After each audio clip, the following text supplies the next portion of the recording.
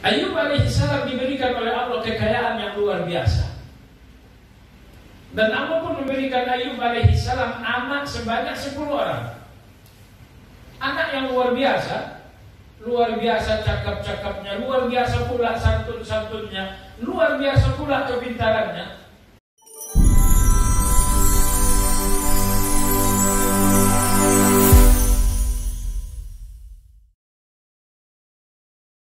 Salat ini nikmat, karena memang salat ini cara kita mengabdi kepada Allah. Zikir itu nikmat, karena zikir itu cara kita mengabdi kepada Allah Azza wa Jalla. Sekiranya kita gunakan salat mengabdi kepada selain Allah, seperti yang dilakukan orang-orang munafik, salat ini gak nikmat lagi. Saya ingin menggarisbawahi nikmat dan tidak nikmat. Walaupun pembahasan ini lebih tepat pada sesi yang kedua, yaitu tazkiyatun nafs. Tapi karena momentumnya pas, saya ingin menggarisbawahi. Pada level yang paling tinggi orang beribadah kepada Allah dinamakan level siddiqun. Tentu di atas itu adalah al-anbiya. Tapi untuk manusia biasa, level paling tinggi adalah as-siddiqun. Lalu di bawah itu adalah al-mujahidun. Mereka orang-orang yang selalu bermujahadah. Ibnu Qayyim rahimahullah ta'ala dalam kitab Madarijus Salikin menjelaskan perbedaan manusia paling tinggi levelnya, yaitu manusia pada level siddiqun, dengan manusia pada level yang kedua alias mujahidun, orang-orang yang selalu bermujahadah. Apa perbedaannya? Kata Imam Ibnu Qayyim rahimahullah, siddiqun jiwa mereka adalah mutmainnah. Mutmainnah artinya tenang. Artinya jiwa mereka tenang di dalam perintah Allah, sehingga tidak ada keinginan melawan.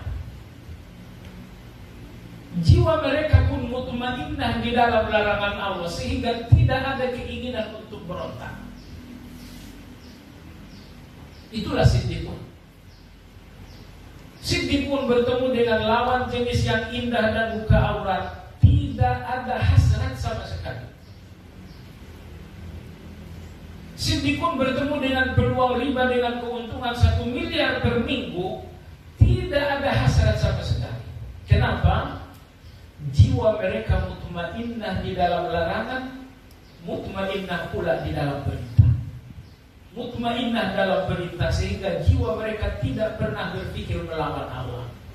Mutmainnah di dalam larangan, jiwa mereka sekejap pun tidak pernah berpikir untuk melanggar larangan. Kenapa demikian?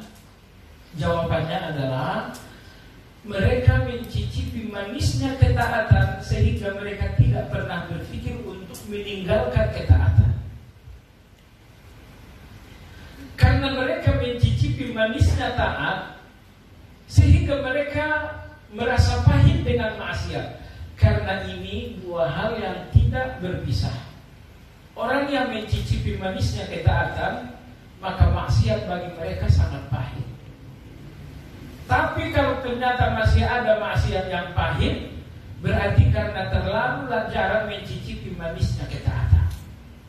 Sekarang Anda bayangkan, kalau maksiat itu sesuatu yang pahit, mana mungkin ada hasrat untuk menikmatinya. Oleh sebab itu tadi saya katakan bahwa bagi seorang as-siddiq, wanita buka aurat dengan kecantikan luar biasa enggak beda jauh dengan patung. Mereka melihatnya seperti melihat patung, enggak tertarik sama sekali. Kenapa? Hati yang selalu larut di dalam manisnya ketaatan, hati ini enggak menikmati maksiat. Hati ini justru melihat maksiat sangat pahit. Mereka enggak terpancing. Inilah as-siddiqun.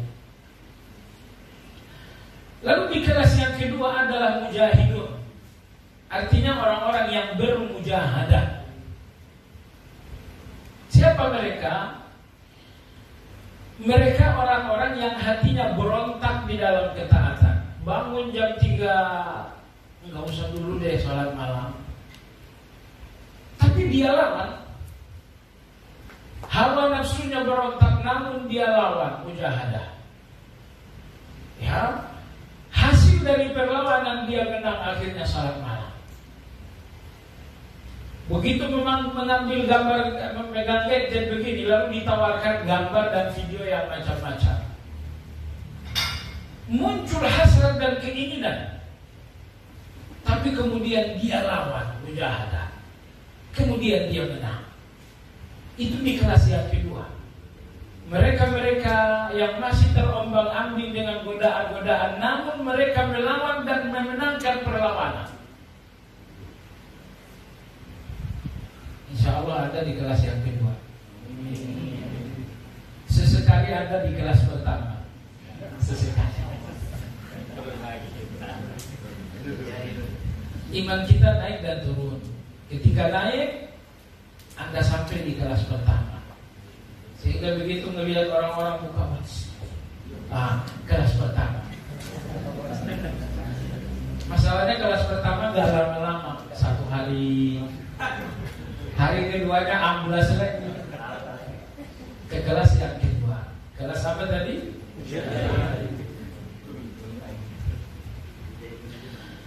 Jemaah sekalian yang saya hormati, Abu Bakar radhiyallahu anhu, dia tidak dipuji oleh Allah dengan sedekah. Padahal terjadi perang Badar, Abu Bakar mewakafkan 100% kekayaan. Tapi Allah tidak memuji Abu Bakar dengan sedekah. Kemanapun Nabi kita SAW berjihad, Abu Bakar selalu ikut. Lagi-lagi Allah pun tidak memuji Abu Bakar dengan jihad. Tetapi Allah memuji Abu Bakar dengan sesuatu yang ada dalam jiwanya, yaitu as-siddiq. Allah sendiri yang menggelari Abu Bakar dengan as-siddiq. Allah berfirman dalam surat Az-Zumar, "Walladzi jaa'a bis-sidqi wa saddaqa bihi ulaika humul muttaqun, lahum ma yasha'una 'inda rabbihim, dzalika jazaa'ul muhsinin, liyukaffirallahu 'anhum aswa'a alladzi 'amilu wa yajzihum ajrahum bi ahsani ma kanu ya'malun." Jauh sebelum di bumi Abu Bakar populer dengan as-siddiq, di langit siddiq itu terlebih dahulu. As-siddiq itu pertama kali datang dari Allah, lalu turun ke bumi menjadi pakaian yang tak terlepaskan dari Abu Bakar. Dan apabila Anda bertanya, di mana siddiq? Siddiq seperti yang katakan, mereka senantiasa di dalam kenikmatan ibadah, sehingga maksiat bagi mereka adalah sebuah penderitaan. Mereka senantiasa di dalam manisnya ibadah, sehingga maksiat bagi mereka pahit. Jiwa mereka mutmainnah, tenang di dalam perintah, enggak tergoda dan enggak ingin untuk melakukan pemberontakan kepada Allah. Tenang di dalam larangan, enggak pernah terombang-ambing dengan godaan, sehingga enggak pernah keinginan untuk melawan larangan. Mutmainnah. Jadi ibarat logikanya, kata Imam Ibnu Qayyim, ibaratnya ada satu rumah. Rumah inilah target dari perjalanan. As-siddiqun, pemilik jiwa mutmainnah, mereka sudah sampai di rumah. Mereka sudah duduk, mereka sudah makan, AC pun sudah dinyalakan. Mereka sudah tenang di dalam rumah, enggak berpikir dan tergoda untuk keluar rumah. Mereka melihat ketaatan kepada Allah adalah rumah, dan mereka sudah sampai ke dalam. Mereka sudah mencicipi makanan enak, mereka sudah menikmati sejuknya kipas dan AC, sehingga mereka tidak berpikir untuk keluar dari rumah. Itulah as-siddiqun. Adapun orang-orang yang berada dalam keras mujahadah, mereka dalam perjalanan menuju rumah. Mereka melewati padang pasir yang sangat panjang, banyak sekali godaan, banyak sekali bahaya, tapi setiap godaan itu berhasil dikalahkan. Itulah orang-orang yang bermujahadah. Hasil dari mujahadah, mereka akan sampai ke rumah walaupun terlambat.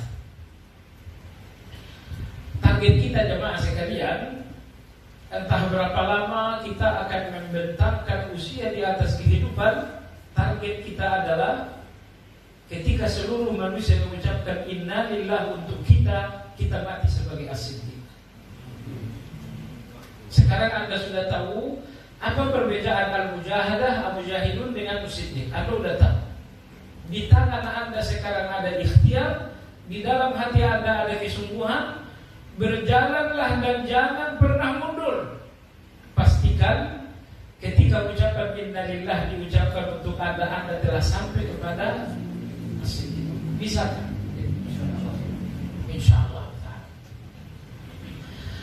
Kembali kepada ma'rifatullah. Allah Subhanahu wa ta'ala dikenali dengan apa? Dengan al-asma'ul husna dan sifat-sifat Allah. Allah memperkenalkan dirinya dengan nama-nama, Allah memperkenalkan dirinya dengan sifat-sifat. Satu golongan manusia di tengah-tengah orang yang mengaku beriman dipastikan tidak mengenal Allah. Mereka adalah orang-orang Jahmiyah. Yang kedua adalah orang-orang Mu'tazilah. Orang-orang Jahmiyah, mereka adalah pengikut Jaham bin Safwan. Akidah dan keyakinan mereka bahwa Allah tidak punya nama, Allah tidak punya sifat. Kalau mereka berkeyakinan Allah nggak punya nama, Allah nggak punya sifat, dipastikan mereka nggak mengenal Allah. Karena Allah dikenal dengan nama dan dengan sifat, maka mereka nggak mengenal Allah. Mereka mengenal Allah dengan mengenal nama, lebih dari nama, mereka tidak mengenal Allah Azza wa Jalla. Sehingga dipastikan pula, karena mereka tidak mengenal Allah, mereka pun mustahil mencintai Allah. Coba untuk merenungkan betapa nikmatnya memiliki akidah ahli sunnah wal jamaah. Kita mengenal Allah karena kita beriman Allah punya nama, Allah punya sifat. Orang-orang Jahmiyah, mereka dinamakan juga dengan Mu'attilah. Mu'attilah artinya menafikan, mengingkari. Tidak mungkin mereka mengenal Allah karena mereka mengingkari semua nama dan semua sifat. Karena mereka tidak mengenal Allah, mustahil mereka mencintai Allah Subhanahu wa ta'ala. Lalu pada kelas yang kedua, tidak mungkin juga untuk mengenal dan mencintai Allah adalah orang-orang Mu'tazilah. Orang-orang Mu'tazilah, mereka mengakui Allah punya nama, tapi mereka menolak Allah punya sifat. Maka mereka mengenal Allah sejauh nama yang mereka tahu, tapi mereka tidak mengenal Allah karena sifat. Sehingga kalaupun mereka mengenal Allah, mereka mengenal Allah dengan pengenalan yang sangat dangkal. Pengenalan yang sangat dangkal tidak menghasilkan cinta. Oleh sebab itulah orang Mu'tazilah selalu bikin rusuh dalam agama. Ya, mereka merusak agama. Lalu sekarang mereka membuat liberal, mereka nggak pernah menikmati agama ini. Karena yang paling nikmat dalam agama ini adalah Allah. Mereka nggak mengenal Allah, mereka nggak mungkin menikmati Allah. Alhamdulillah, kita bersyukur kepada Allah Azza wa Jalla bahwa kita memiliki akidah ahli sunnah. Kita yakin Allah punya nama, kita pun percaya Allah punya sifat. Dengan nama dan sifat itulah kita menghasilkan ma'rifatullah. Kita menghasilkan mengenal Allah Subhanahu wa ta'ala. Berapapun nama Allah dan berapapun sifat Allah, semuanya kembali kepada dua. Sebagian nama Allah kembali kepada sifatul jamal, sebagian nama Allah kembali kepada sifatul jalal. Berapa jumlah nama dan sifat Allah hanya Allah yang tahu. Tapi semuanya tidak keluar dari dua hal. Pertama jamal, yang kedua jalal. Jamal apa arti jamal? Indah. Jalal apa arti jalal? Agung. Semua nama dan sifat berapapun jumlahnya tapi tidak keluar dari dua. Tidak keluar dari dua. Jamal dan jalal. Apa itu jamal? Jamal adalah sifat-sifat indah Allah di mana hati kita sangat mencintai Allah Subhanahu wa taala. Sifatul Jalal adalah sifat-sifat keagungan Allah yang membuat hati kita takut kepada Allah. Itu dinamakan Al-Jalal. Contoh, Allah Subhanahu wa taala Ar-Rahmanir Rahim. Indah, Maha Pengasih lagi Maha Penyayang. Karena Allah pengasih, karena Allah penyayang, maka kita dapatkan nikmat yang tidak terhitung. Karena Allah pengasih, karena Allah penyayang, maka Allah ampuni dosa-dosa kita. Anda mengampuni kesalahan orang dengan maaf, tetapi Allah mengampuni Anda dengan rahmat. Anda mengampuni kesalahan orang karena memang Anda membutuhkannya suatu saat. Allah memaafkan Anda padahal Allah tidak membutuhkan Anda.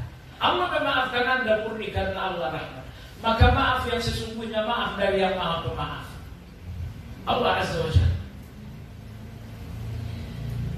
Jadi begitu kita mendalami Ar-Rahman dan kita melihat bagaimana Ar-Rahman itu mengucur dengan deras di setiap detik kehidupan manusia. Imam Hasanul Basri rahimahullah berkata, kemanapun mata kau hadapkan yang nampak hanya rahmat.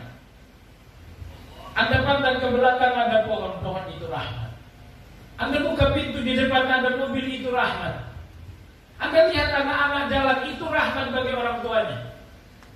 Tidak pernah mata ini memandang kecuali menemukan rahmat. Tidak itu rahmat Allah Azza wa Jalla. Anda lihat bentangan laut, itu rahmat. Anda lihat air mengalir, itu rahmat. Angin bertiup, itu rahmat. Anda lihat tanah, itu rahmat. Anda lihat rumah, itu rahmat.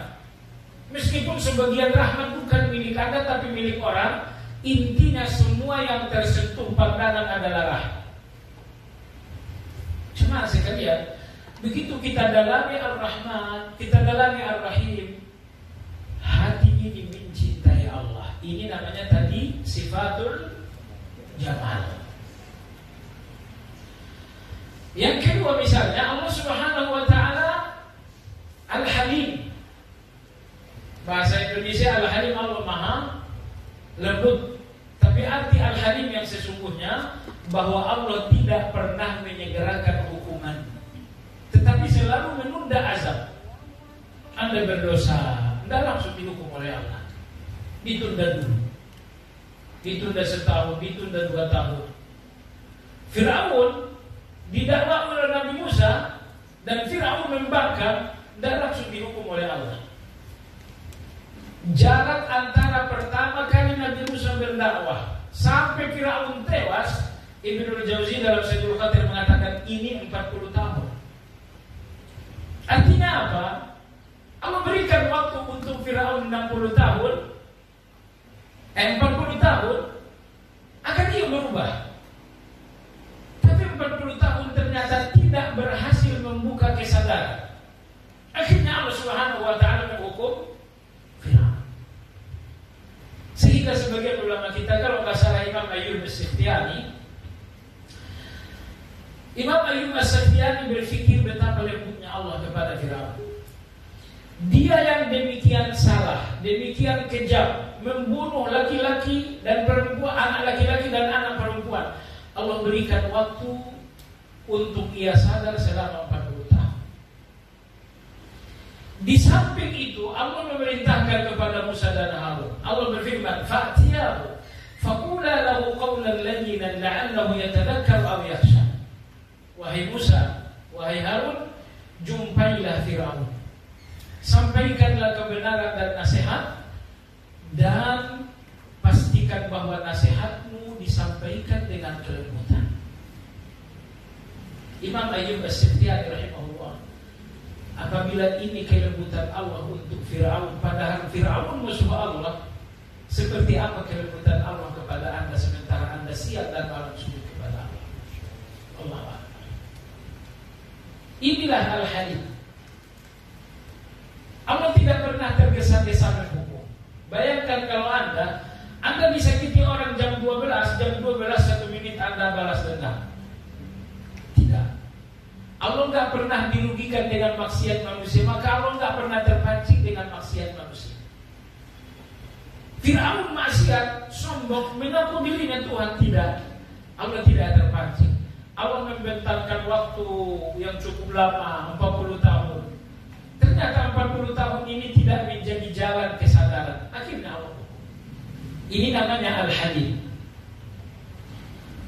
Allah berfirman dalam Al-Quran, "Walau yu'akhidullahu an-nasa bima kasabu ma taraka 'ala dhahriha min dabbah, walakin yu'akhiruhum ila ajalin musamma." Kata Allah, sekiranya aku menghukum kalian di setiap kesalahan kalian, maka tidak ada lagi manusia di muka bumi. Walakin yu'akhiruhum ila ajalin musamma. Tetapi aku menunda hukuman untuk orang-orang yang bersalah sampai pada batas waktu yang telah aku tentukan. Allah dengar semua yang kita ucapkan, Allah lihat semua yang kita perlakukan, tetapi Allah Subhanahu wa ta'ala Ghafur Rahim. Jemaah sekalian yang saya hormati, ini dinamakan sifatul jamal. Jadi setiap nama-nama Allah dan sifat-sifat Allah yang menghasilkan cinta kepada Allah itu dinamakan sifatul jamal. Tetapi ketika kita menemukan nama dan sifat Allah yang membuat hati kita takut kepada Allah, itu dinamakan sifatul jalal. Misalnya Anda melihat innallaha ala kulli syai'in qadir. Allah mampu melakukan apapun. Apakah Anda enggak takut? Saya enggak takut dengan orang ini karena dia enggak bisa berbuat apa-apa dengan saya. Tapi Allah yang mampu berbuat segala-galanya, apa Anda enggak takut? Abu Mas'ud Al-Badri radhiyallahu anhu, dia punya pembantu laki-laki, budak. Rupa-rupanya dia kesal dengan budaknya, dia hajar, dia pukul. Dia gak sadar kalau di belakang ada Rasulullah SAW. Nabi SAW bersabda, "Wahai Abu Mas'ud, Allahu aqdaru alaika minka ilaihi walakin Allah la yaf'al." Wahai Abu Mas'ud, Allah lebih mampu melakukan apa yang kau lakukan itu terhadap dirimu, namun Allah tidak melakukan. Kau pukul budakmu sekeras-kerasnya, Allah lebih mampu melakukan itu atas dirimu, namun Allah tidak melakukannya. Abu Mas'ud radhiyallahu anhu berkata, "Ya Rasulullah, ya Rasulullah, ya Rasulullah." Karena dia gemetar takut, dia bilang, akhirnya dia merdekakan budak. Allah mampu melakukan segala-galanya. Mata yang melihat dalam sekejap bisa dibutakan oleh Allah. Kaki yang berjalan dalam sekejap bisa dilumpuhkan oleh Allah. Tangan yang bergerak dalam sekejap bisa dilemahkan oleh Allah Azza wa Jalla. Ya? Rumah tangga Anda, anak-anak Anda dalam sekejap bisa dihilangkan oleh Allah Azza wa Jalla. Jemaah sekalian yang saya hormati, apapun nama dan sifat Allah yang membuat Anda takut kepada Allah, itu dinamakan sifatul jalal. Allah Subhanahu wa ta'ala Al-Hasib. Al-Hasib artinya Allah Maha menghitung. Allah akan menghitung. Saudaraku, kalau dosa Anda dalam satu hari 3, sementara setahun itu 360-an, positif dosa Anda dalam setahun 1080. Jadi dalam setahun kejahatan Anda di depan Allah sebanyak 1080. Kalau usia Anda hari ini 40 tahun, tinggal dikalikan. Pertanyaannya, setelah Anda sadar bahwa dosa Anda dalam setahun 1080, itu pun kalau satu hari Anda cuma 3 dosa.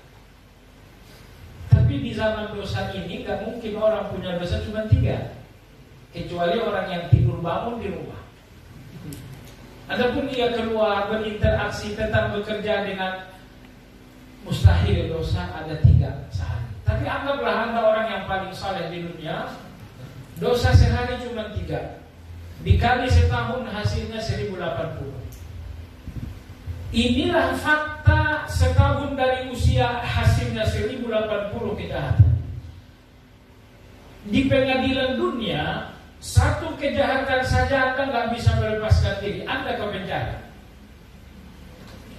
di pengadilan Allah Al-Hasib yang maha memperhitungkan, bagaimana Anda akan selamat dengan kejahatan 1080 dalam setahun? Lalu pertanyaan berikutnya, Anda mau punya usia berapa tahun? Kalau setahun 1080 dosa, Anda mau usia berapa lama? Maka ulama kita tidak ada yang minta supaya Allah memberikan usia panjang. Semuanya minta agar Allah memberikan usia yang berkah. Intinya jemaah sekalian, Anda sadar Allah Al-Hasib maha memperhitungkan. Ma yalfidu min qawlin illa ladaihi raqibun atid. Jangankan tindakan, ucapan sepatah kata akan ada hitungannya di depan Allah Azza wa Jalla. Faman ya'mal mithqala dzarratin khairan yarah wa man ya'mal mithqala dzarratin syarran yarah. Meskipun perbuatan hanya sebesar debu akan ada hitungannya, karena Allah Al-Hasib maha begitu. Anda ingat Al-Hasib, Anda faham Al-Hasib, Anda takut kepada Allah. Maka ini dinamakan sifatul syarat.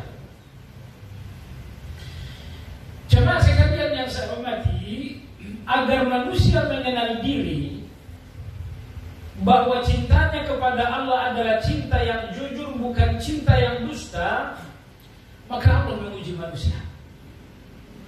Allah uji sehatnya sehingga ia sakit. Allah uji kekayaannya sehingga ia bangkrut. Allah uji jabatannya sehingga ia dipecat. Untuk apa Allah menguji? Allah ingin melihat cinta. Apakah Anda mencintai Allah dengan ujian? Atau jangan-jangan Anda mencintai Allah karena harta yang Allah kasih? Jangan-jangan Anda mencintai Allah karena kesehatan yang Allah berikan? Hari ini semuanya diangkat, diambil oleh Allah untuk melihat apakah Anda mencintai Allah atau tidak.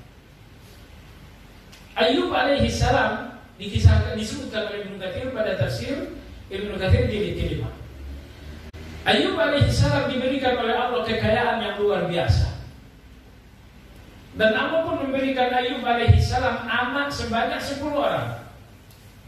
Anak yang luar biasa cakap-cakapnya, luar biasa pula santun-santunnya, luar biasa pula kepintarannya. Sekarang Allah ingin menguji cinta. Allah ingin menguji husnuzan. Suatu malam terjadilah banjir bandang. Semua kekayaan dan aset Nabi Ayub hilang dalam semalam. Sehingga hanya dalam waktu 1 malam, Ayub yang kaya raya telah menjadi Ayub yang hidup miskin. Ujian belum selesai. Di suatu siang, ke-10 anak-anaknya sedang tidur qailula, tiba-tiba rumah kediaman Ayub